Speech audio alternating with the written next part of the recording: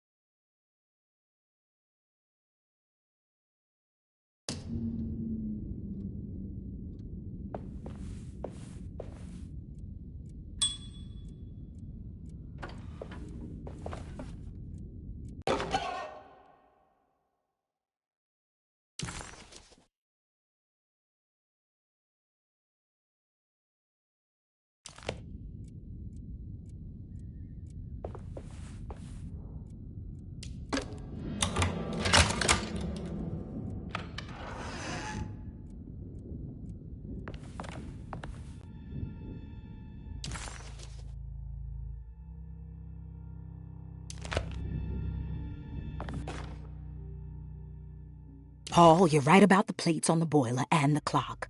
They have been sabotaged, and I think I know who did it. They have something to do with Jeremy's episodes and how he seems to disappear at night. Right now, it's important that you keep an eye out for any of the pieces. I want to find out if I can repair the plates. Let me know if you find any of them. Lottie. Tell Lottie to take a look at the well in the kitchen garden.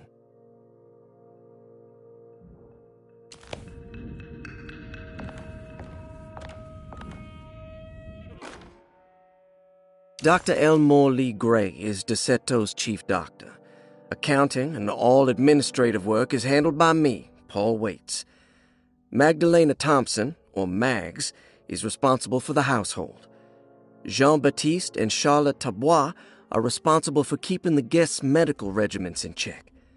Finally, Jack Chance is our gardener, who can occasionally be seen in the conservatory, but is for the most part busy outside. There are currently 6 guests at Derceto. Malcolm McCarthy and Ruth Tallant reside on the first floor. Jeremy Hartwood, Elisabetta Perosi, Grace Saunders, and of course Cassandra Beauregard live on the second floor.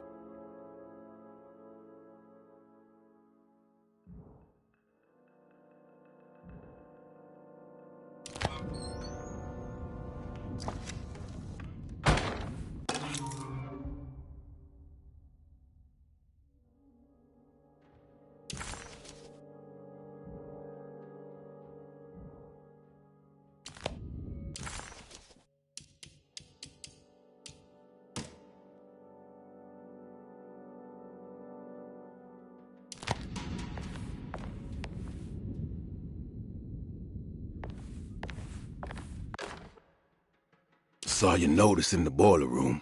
You should know Mr. Chance won't be coming back. I got no business being in there myself, but you can take a valve from the wine cellar if you want to try to stop the steam pouring out. Be careful.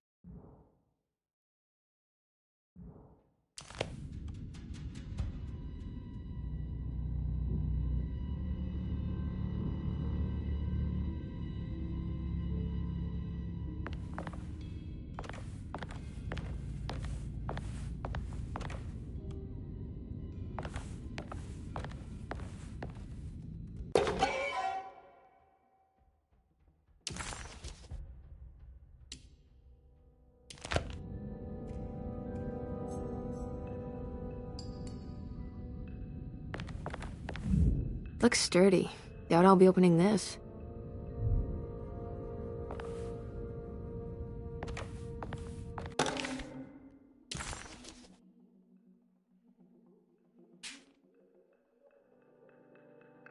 Cassandra Beauregard, the beloved author. Very exciting, isn't it? What do you want to put down for reason for admission? What her agent told us. Cassandra suffers from writer's block and needs to finish her moving picture script before the end of June. Mr. Chardot suggests Cassandra's heavy use of barbiturates is holding her back and risks ruining her career. And how should we summarize her personal history? Let's keep it short. Cassandra Beauregard is a beloved crime author who managed to pull herself out of poverty and into stardom. 5 years ago, she tried killing herself by jumping off a balcony.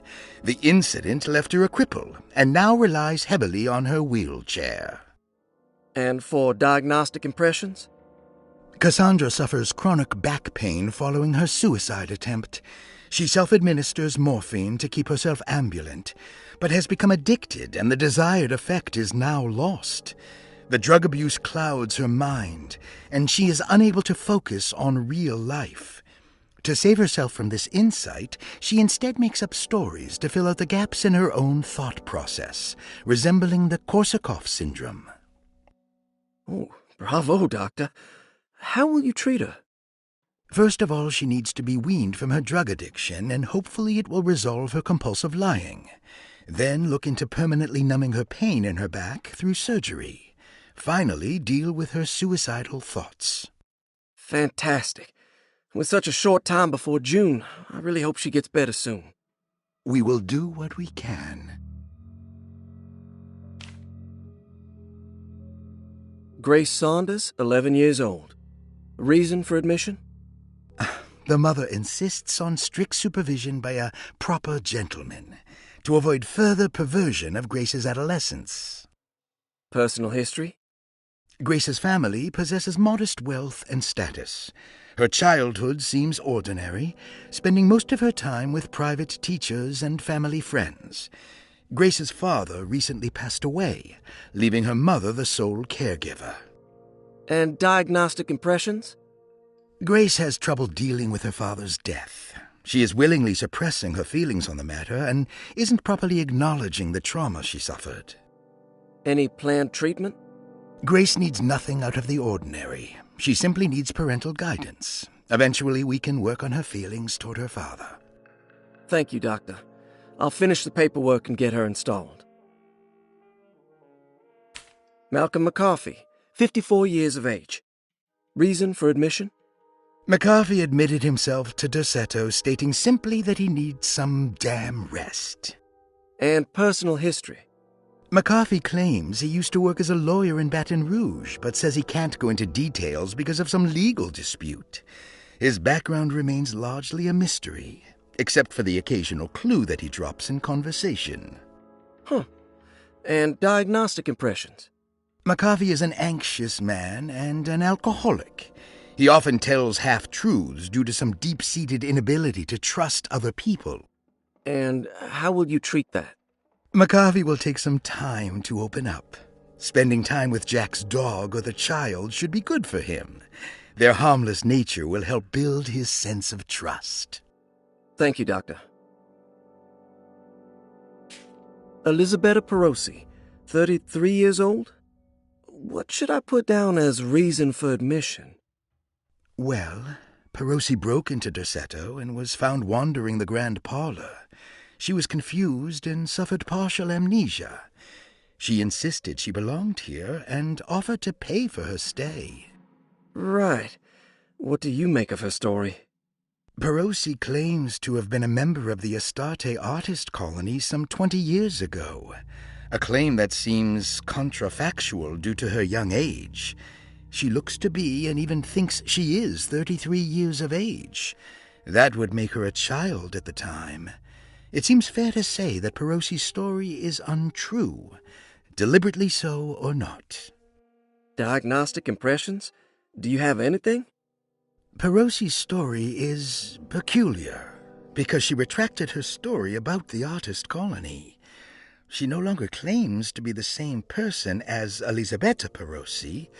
However, my staff's research has confirmed there was a Perosi at that time who was in her early 30s. I suppose this case will take some time to investigate. How will you go about it? I wanted to contact the real Perosi, but it seems the whole colony disappeared one night. September 29th, 1915, during a hurricane. I will have to take it slow and figure out what this spell of impersonation could have been. Oh, I'm sure it will all clear up eventually. Thank you, Doctor.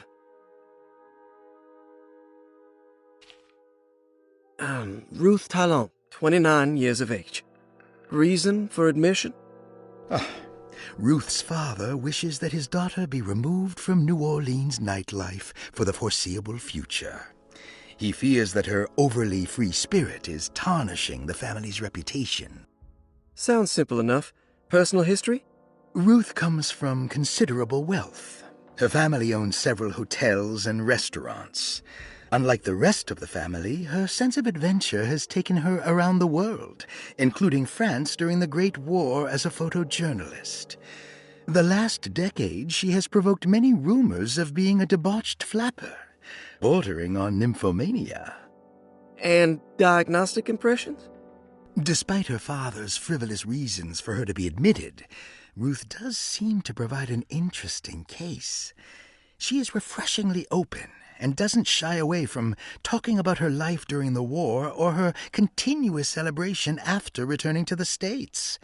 She is admittedly a sexual deviant and feels no remorse. And her treatment plan? Simply staying at Derceto should do wonders for Ruth. If not, at least for her family's reputation. Ruth doesn't need to change, but with therapy I might be able to share with her some sympathy towards her family. I doubt she will settle down and become as dull as the rest of them, but at least she might try to be more discreet in the future.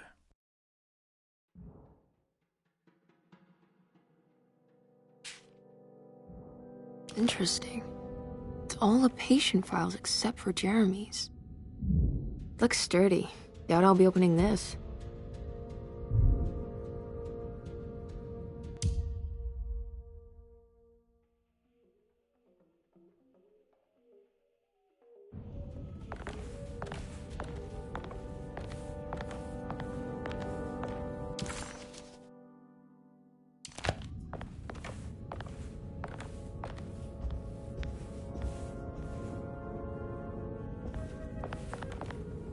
I need the key.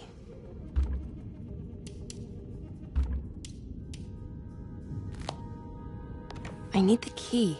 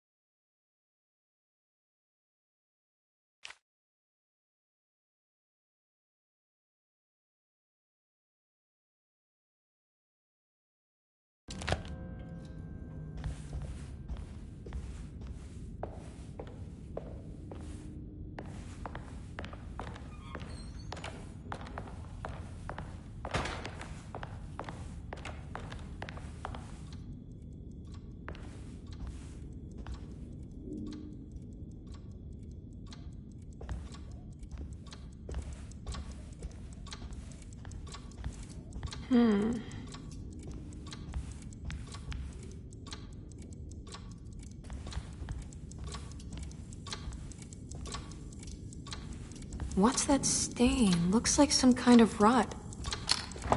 This must be the clock mentioned in the commonplace book.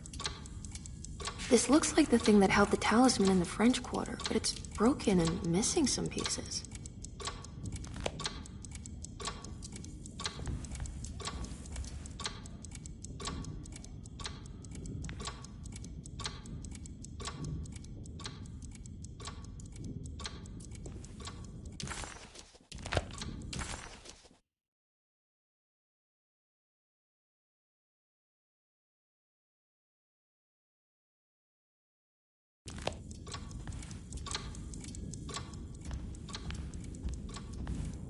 I need the key.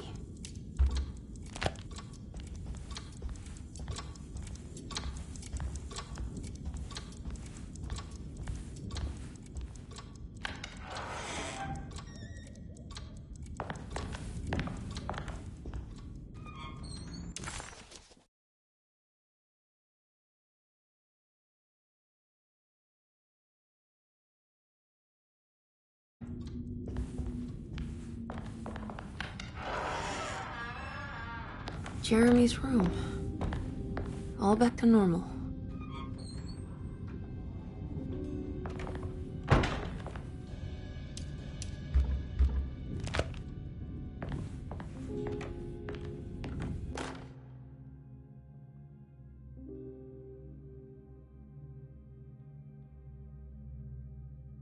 Emily's here.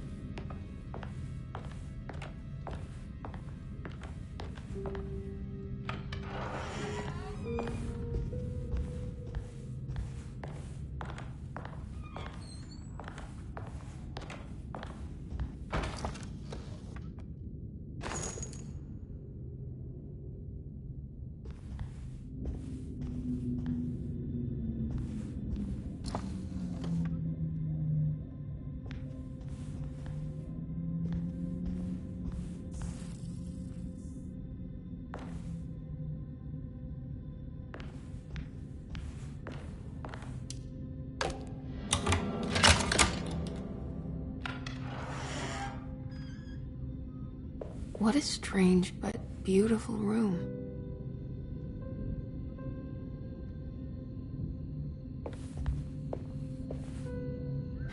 Are these zodiac signs?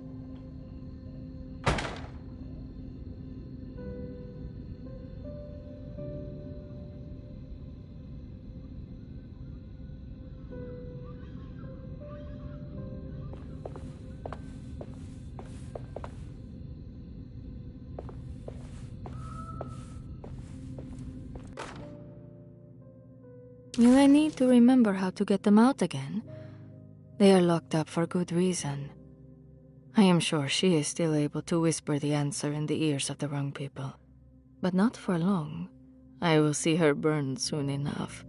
That black goat will be sacrificed to put an end to it all. Then it will all be over. No more Derceto, and sadly, no Astarte. Those good pirates of Pontchartrain. May you still sail the lake, until you find the shores of Hali.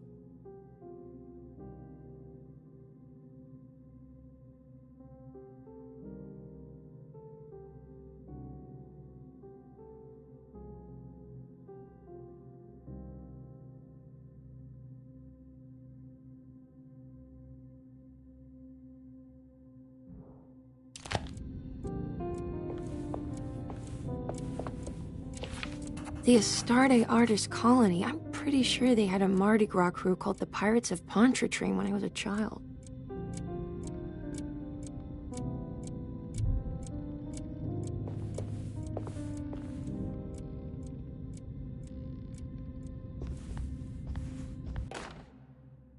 I did it! I crossed the thresholds to my intended destination without a focusing device. My talisman now knows these roads, and I have no need for the plates.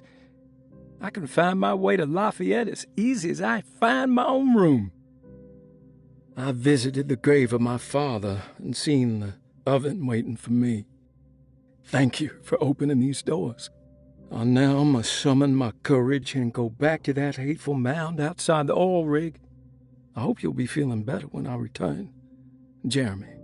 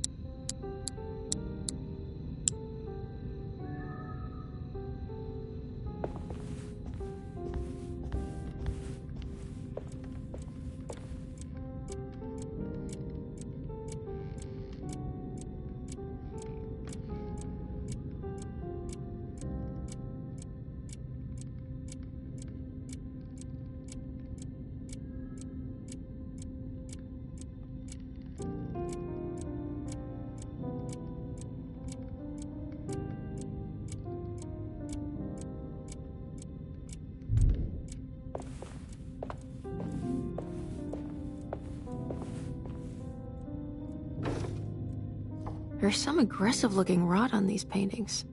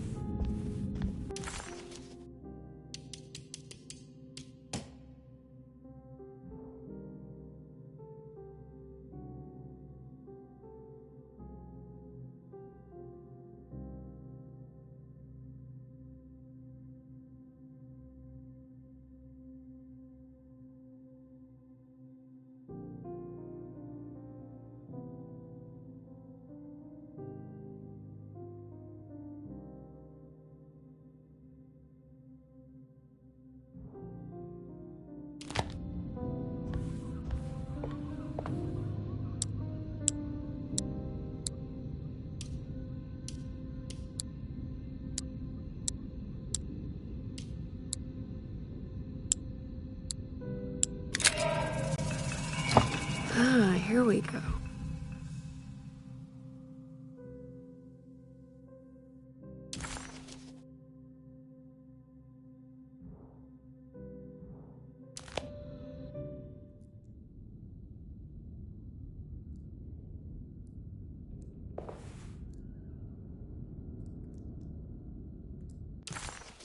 The simple astrology cipher was a favorite among the artists who lived in the house 20 years ago. They easily turned into numbers when needed, but also acted as signatures for the members, as there were only 12 of them. The old clock was an intricate machine with eccentric astronomic motifs, but nothing appeared particularly unusual to Emily. But then she discovered a large decorative plate that reminded her of Miss Jackson's ritual bench, where she had configured the talisman to open the door back to Derceto. The clock's plate had unfortunately been sabotaged, but if she could piece the plate back together, she figured she would be able to repeat the procedure and maybe open up to another world.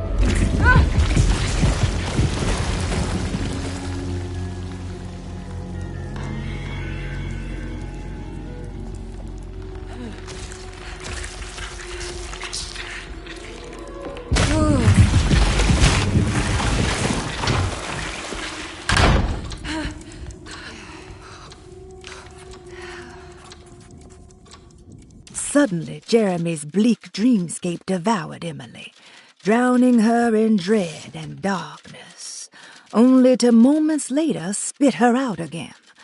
What had happened, and why?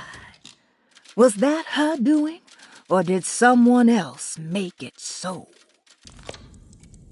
Everything's back to normal.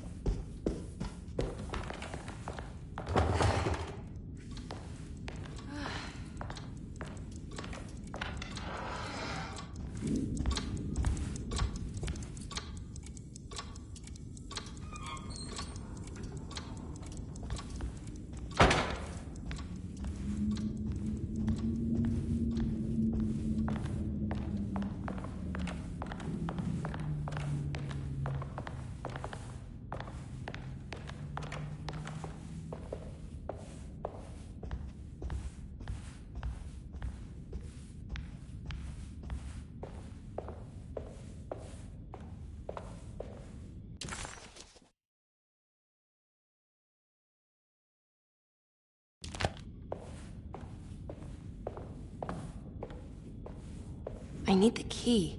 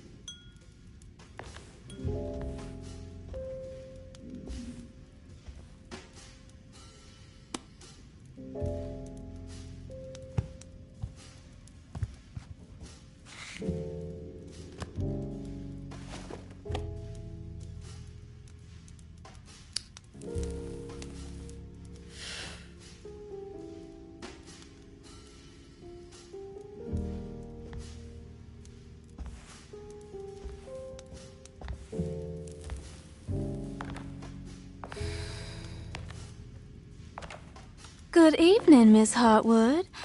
That is your name, isn't it? I would be terribly embarrassed if it wasn't. You're right. Emily Hartwood, Jeremy's niece.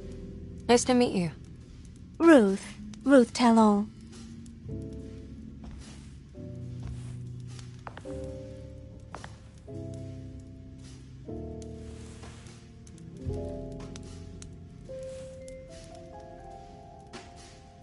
Is that Perique you're smoking? How terribly quaint. Maybe so, but I like it. Would you care to share some? That smell is making me feel very nostalgic.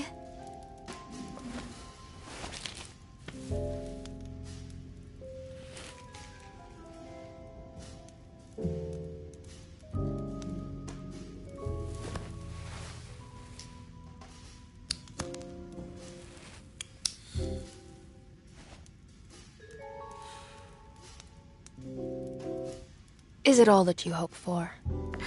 I enjoy your light mockery, Miss Hartwood. I can tell we would make great friends. How flattering. Too bad you're locked up in this place. Your insincerity is really refreshing. I wish you were mad as I am. Then you could stay. Give it a few years and I might just be. Lunacy is one of my family's few privileges. Oh, good. I'll be looking forward to it.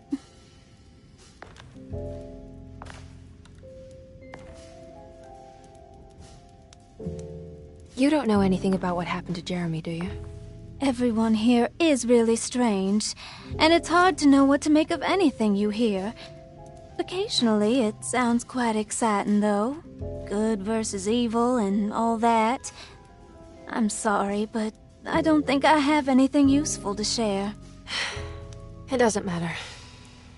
Thank you for the much-needed break. Bon voyage.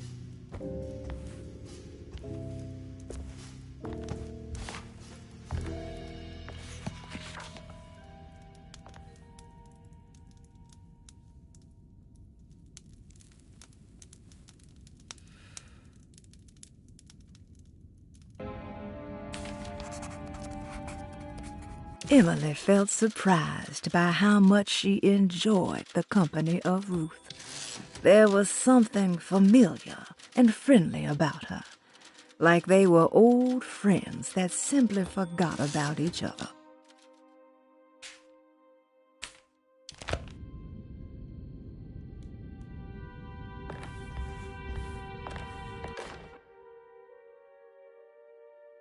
Lost Plantations of Louisiana, Thierry Briclot, 1917. Derceto was a small plantation on the eastern shore of Lake Pontchartrain. The land was considered difficult for industry and was sold for only $30 to Elijah Pickford in 1818. Pickford employed hundreds of workers from nearby New Orleans to clear the woods and build a small plantation mansion facing the lake with a striking Greek Revival temple facade. Derceto kept a modest production of Perique tobacco and indigo that persisted up till the Civil War. During the antebellum era, Derceto was the source of many rumors concerning voodoo and witchcraft. People who traveled the lake reported seeing people dance at night in front of bonfires, bleating and wailing. On June 17, 1862, Captain J.W. Norton of the Union Army recounts leading a raiding party from ships anchored in Lake Pontchartrain in order to seize control of Derceto and free the slaves working there. The captain was surprised to find the workers fighting back with unprecedented zeal. Norton's account describes these men and women as enraged with fanaticism. Pickford reportedly tried to placate the raiders, but was shot in the confusion. Captain Norton left the mansion burning and retreated to his ships with his men. Derceto was left in ruins for several decades. The ownership of the land was long disputed and returned to the Ledoux family in 1901. Several police reports were filed during the following years as the Ledoux tried to get rid of a camp of squatters on their land.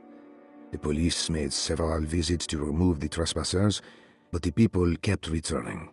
On November 1st, 1907, Inspector Legras of the police charged a deadly attack in order to save several children kidnapped by the squatters. Many were killed, and even more were jailed. The following year, Ledoux rebuilt Derceto, incorporating the surviving stone foundation and adding a magnificent wrought iron conservatory. The farmland had been reclaimed by the surrounding woods, so it was no longer profitable to use as a plantation. Instead, the house was turned into an artist's colony. The Astarte Artist Colony was a successful group of artists, including figures such as painter Heinrich Cassel and poet Nora Keith. The group was also known for their beloved Mardi Gras crew, called the Pirates of Pontchartrain. On September 29, 1915, a tropical hurricane tore through Louisiana, causing Lake Pontchartrain to flood New Orleans. Due to the remote location of Derceto, it took almost 2 weeks for outsiders to learn that the artist's colony was abandoned. The 12 residing artists had all vanished without a trace. The empty mansion of Derceto still stands on the shore of Lake Pontchartrain, with much of its temple facade intact. The Ledoux family currently has no intention of repairing the house.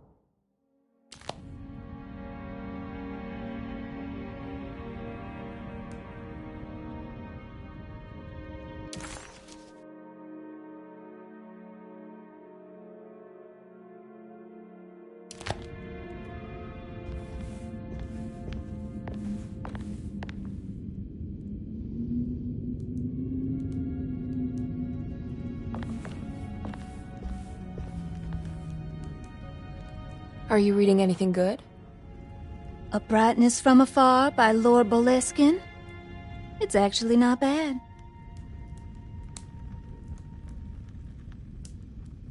You know where Detective Carnby is? Oh, you don't need him. You're doing fine. I should probably go. Until next time, chérie.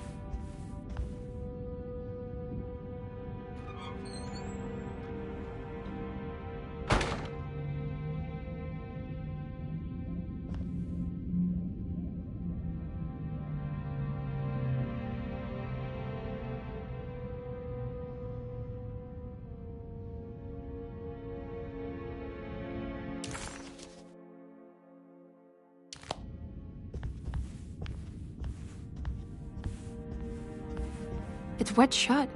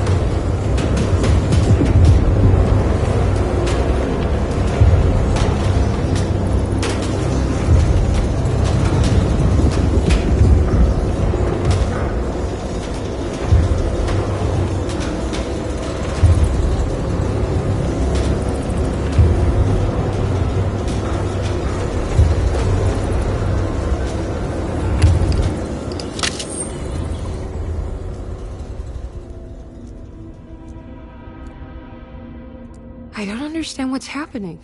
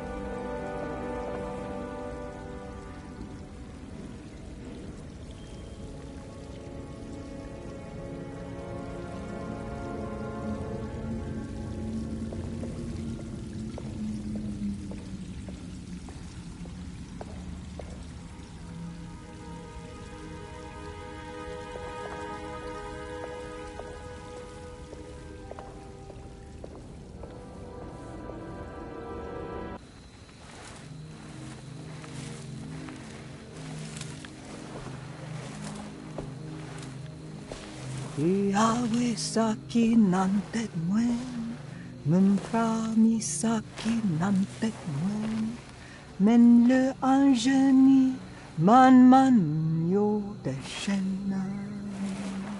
What are you doing sneaking around? You almost scared me to death. I'm sorry. I didn't mean to disturb your ritual.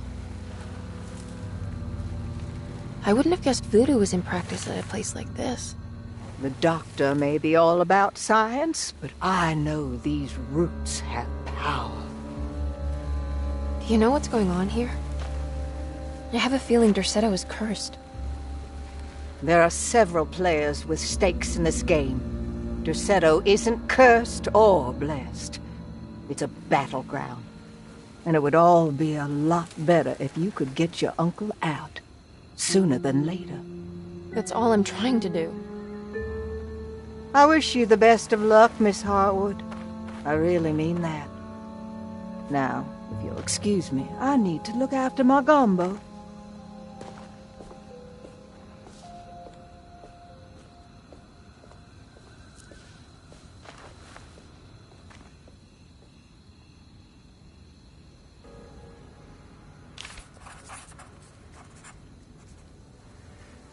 The housekeeper buried something in the flower patch beneath one of Dr. Gray's windows.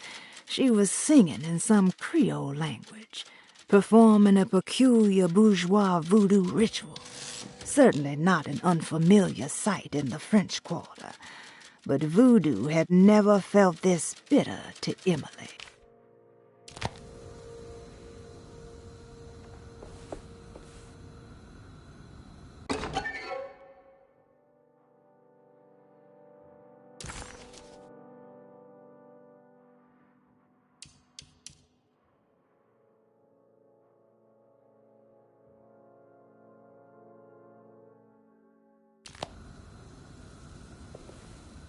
What's that?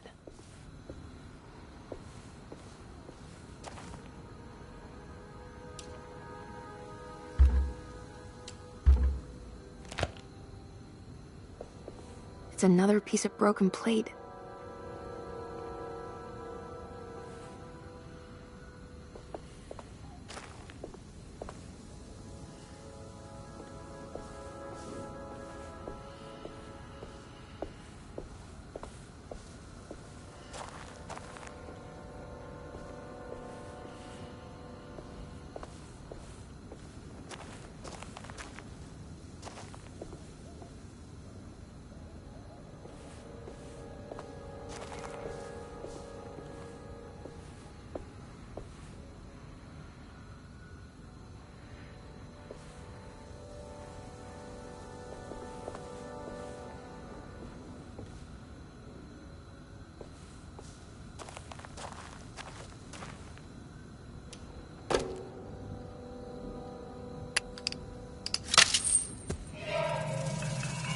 It worked.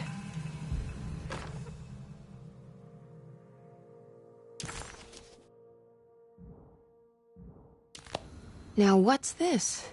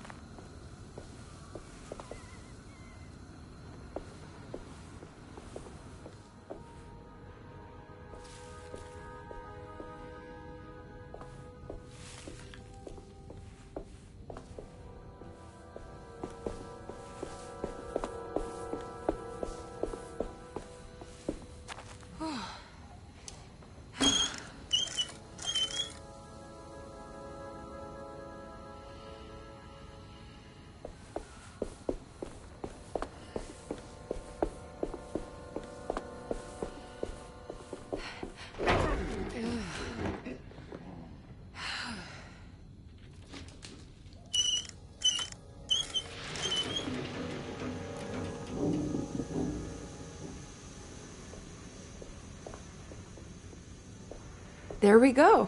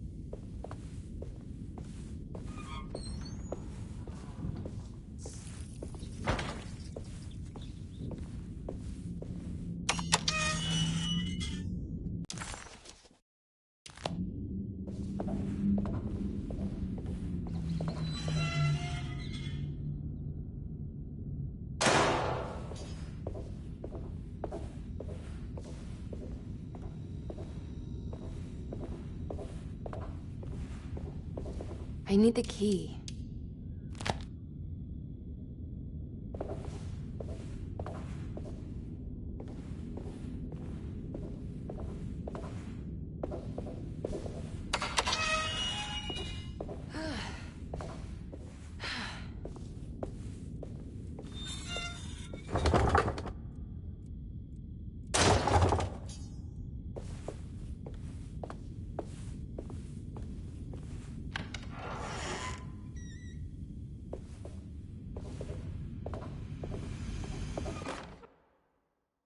You know, Mr. Waits, I saw a piece of the plate that Liza broke.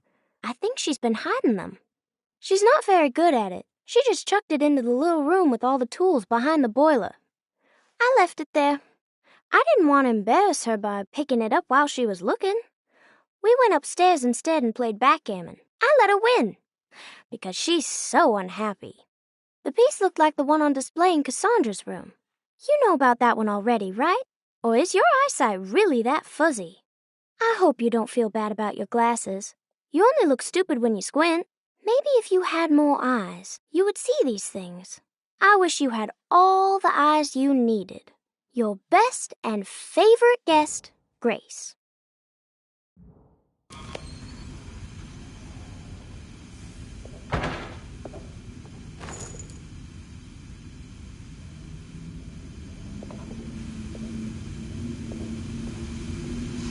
It's another one of those plates for the talisman. It's also broken and missing some pieces.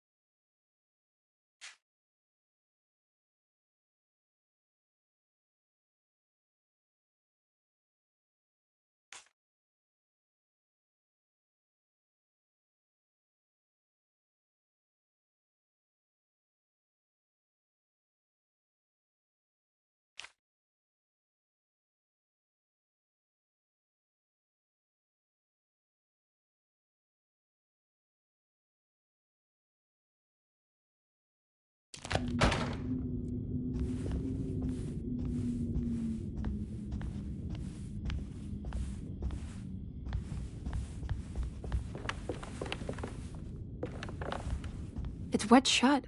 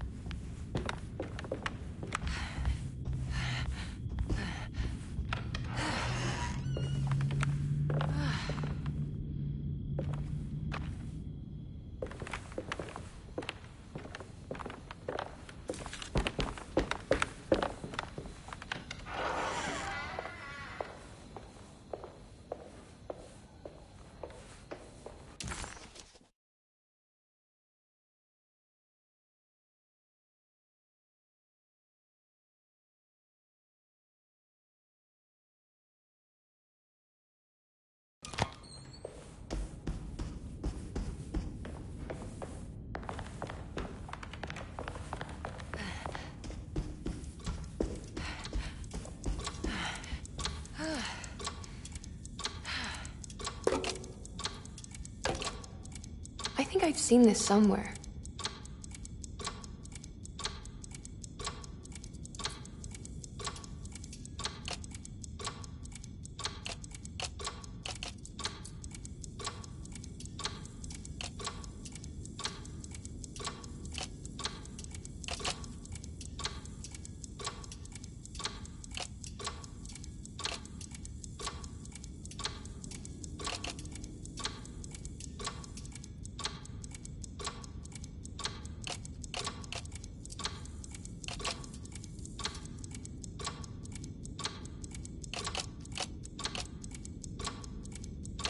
There was something in Jeremy's notebook about this.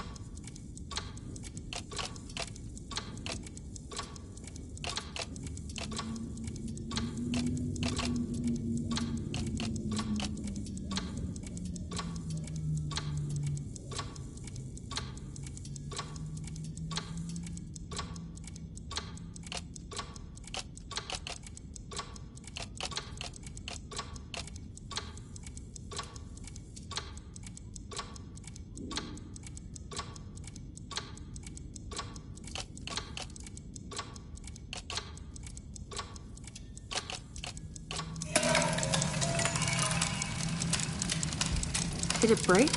The clock just stopped.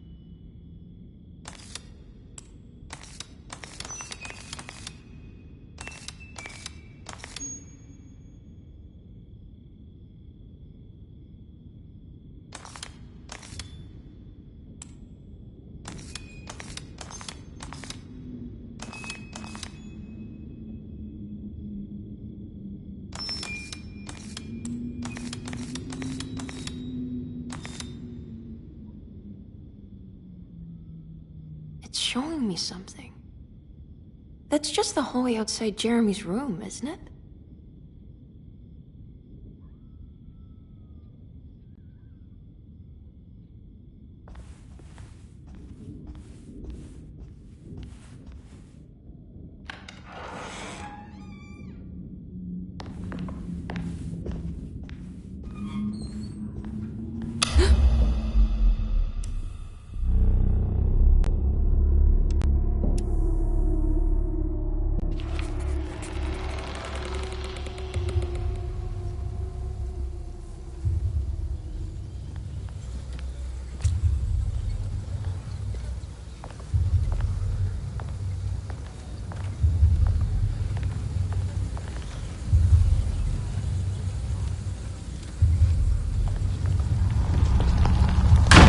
I did it.